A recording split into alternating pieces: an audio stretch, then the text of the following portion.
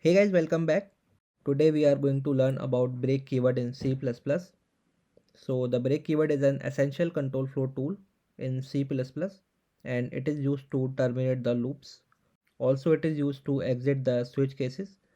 So the break keyword can also be used inside a switch statement to prevent the execution of subsequent cases.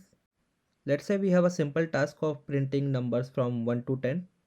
For that we will use the for loop to accomplish this, and I'll demonstrate how we can use the break keyword to exit the loop early.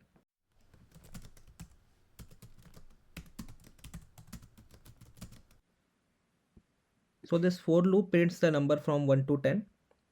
When the counter reached 5, the condition at line number 7 will satisfy.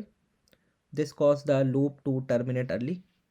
So the program will resume after the loop, which skips the number 6 to 10.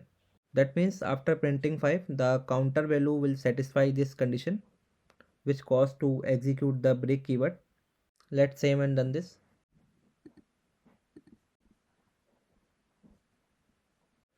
As you can see, we are getting output till 5 only.